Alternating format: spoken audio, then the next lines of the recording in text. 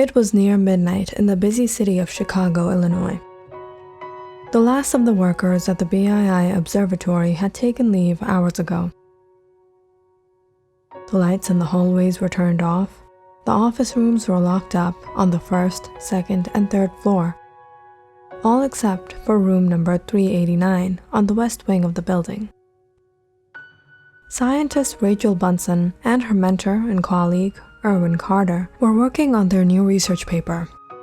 They believed they had discovered a distant planet in the solar system when they observed something perplexing and completely unexpected: distant orbits within the scattered disk population of the Kuiper Belt exhibit in their respective arguments of perihelion.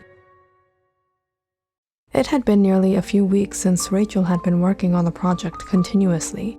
She neither took her usual breaks, nor did she sleep more than 5 hours a day, though the two were working hand in hand.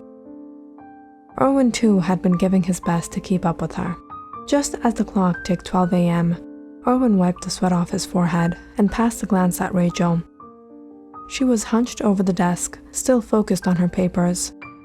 Erwin let out a deep breath and closed his files. "Don't you think we should call it a night, Rachel? I'm feeling quite exhausted." "Rachel?" "Yes, Professor. Oh, sorry, yeah, sure. I was actually getting a headache myself," Rachel said as she quickly gathered her papers and got up. All of a sudden, everything went blurry in front of her eyes. She became dizzy and held on to her head. Worried, Erwin hurried over and poured Rachel a glass of water. "Are you okay?" "Just a little lightheaded. I'll be fine." However, Rachel knew something wasn't right as she collapsed breathlessly onto her chair.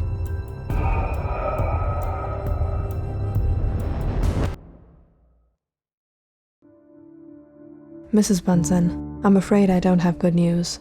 The test results have come in, and I'm sorry, I cannot promise you anything at this stage. It is known as pulmonary fibrosis. This disease is widely regarded as incurable and universally fatal.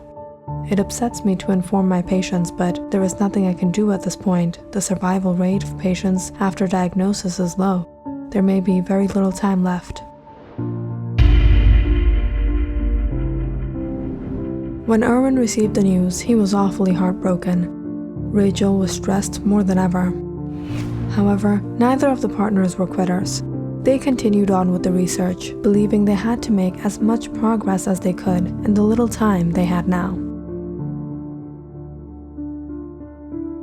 "Take it easy, Rachel. If you continue like this, you'll fall sick again." "No, Professor, I have to finish this." Erwin chuckled, patting Rachel on the back. "You need to relax. I know what you're stressing about. We won't be able to complete the paper in time, right? Don't worry, you're a brilliant mind. Everything will be fine." Things were indeed fine, until the inevitable was bound to occur.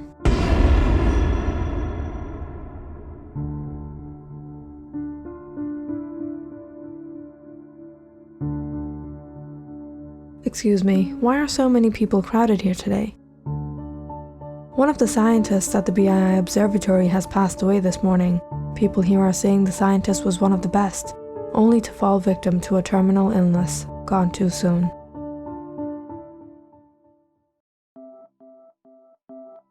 "All the scientists are here, right?" "Yes, the auditorium is packed. It's time to commence the award ceremony." "Welcome, ladies and gentlemen, to the BII Science Association. Tonight is truly a special night for the intellectuals among us who have contributed so much to the field of science. The award of excellence goes to none other than the most inspiring scientist of our association, Rachel Bunsen."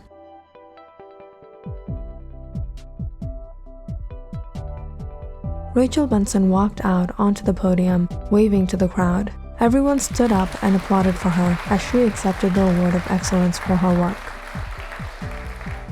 She let out a deep breath before she stood in front of the mic. "Mrs. Bunsen, would you please share with us a little about your journey completing this evolutionary project?" "Sure, thank you. Thank you all. There are many here today whom I know, and many that I would love to come to know, scientists from all around the world. I feel honored to be able to share my work with the world today. But despite working so hard for the past 2 years, sacrificing meals, sleep, Countless hours gone to finish this project. There was one person I can't and will not forget through my journey. I first began my research with my colleague and mentor, Erwin Carter. It was him who sparked my passion into starting this project. But it's truly unfortunate that he's not here with us today. I was heartbroken when I found out he was terminally ill.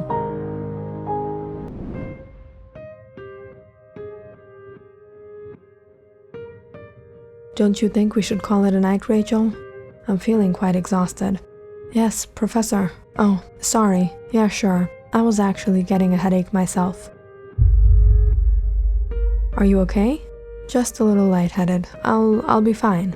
However, Rachel knew something wasn't right as she collapsed breathlessly onto her chair. This must have been the side effects of the improper diet and sleep she had. She looked at Erwin, assuring him that everything would be fine. Just when she noticed a drop of blood on the table, Erwin leaned back, closing his eyes. Professor, are you okay? Your nose is bleeding. Professor! Professor! Hang with me, I'll call an ambulance.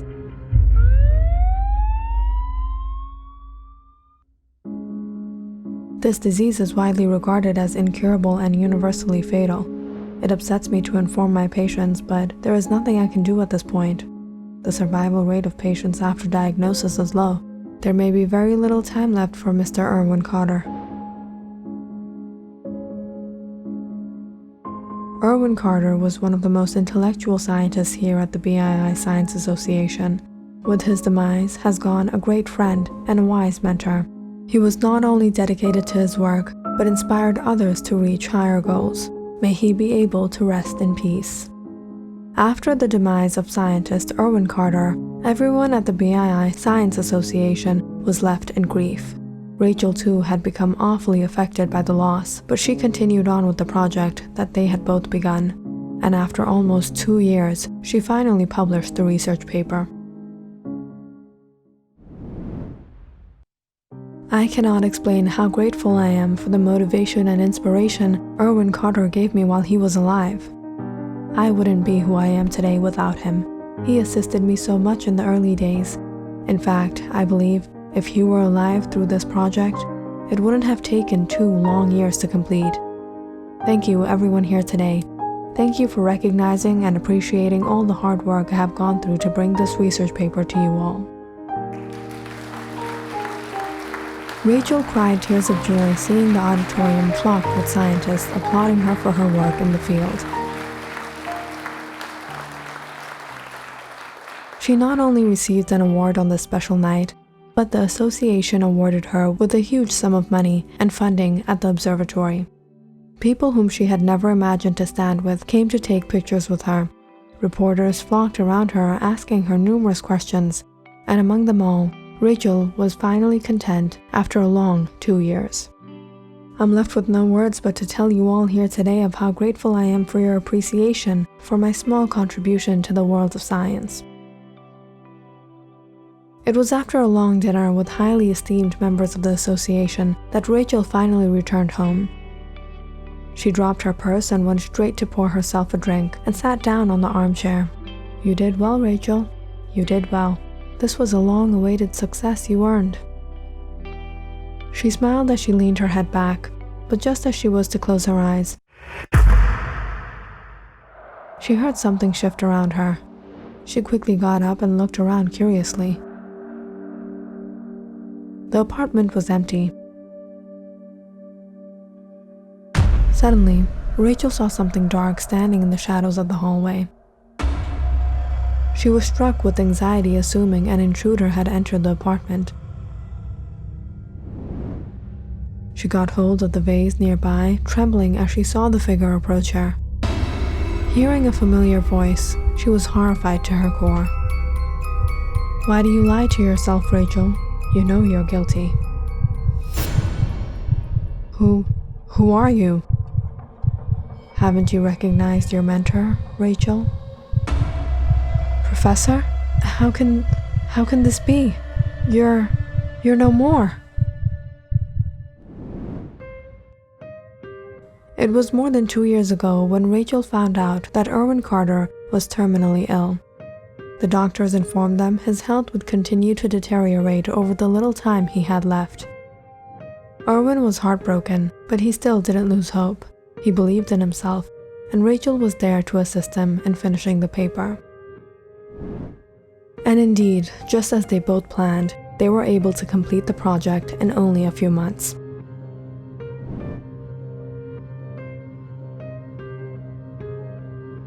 I can't believe we finally did it, Rachel.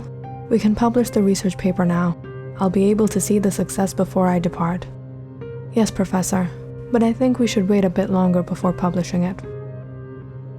Why do you say that? The paper is flawless. Erwin held his chest tight to a severe pain. Rachel, call an ambulance. I can't breathe. Rachel. I'm sorry, Professor.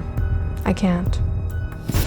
Erwin Carter collapsed to the floor, struggling to breathe. He beckoned Rachel to help him, but all Rachel did was sip on her drink as she sat there watching him. Professor, it was either sooner or later. Perhaps this death will be easier for you and for me.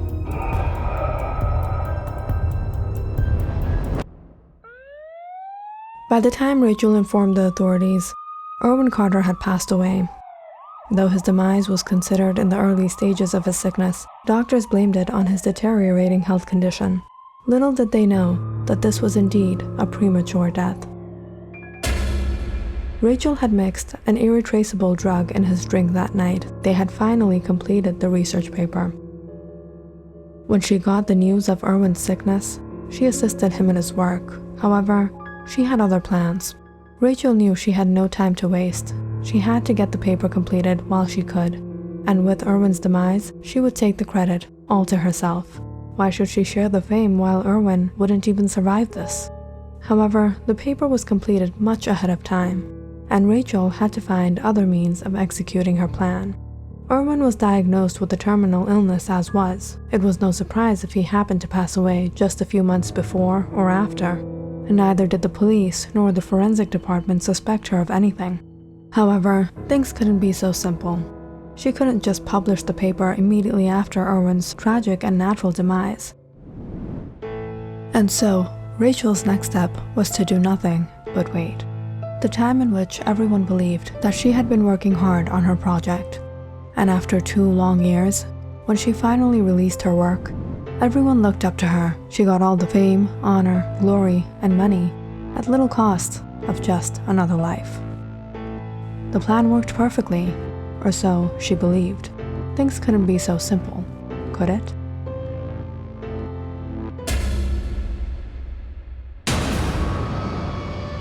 You won't get away with what you did. No. No!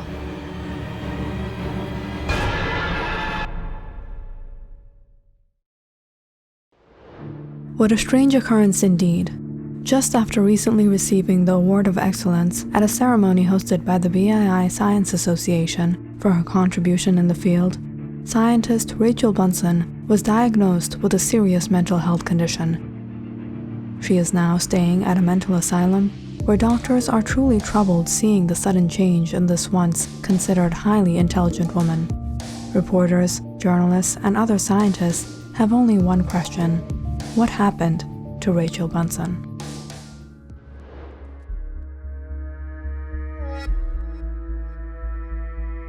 Click on the subscribe button and check out more awesome videos on our channel. And don't forget to press the bell icon because you know it's interesting.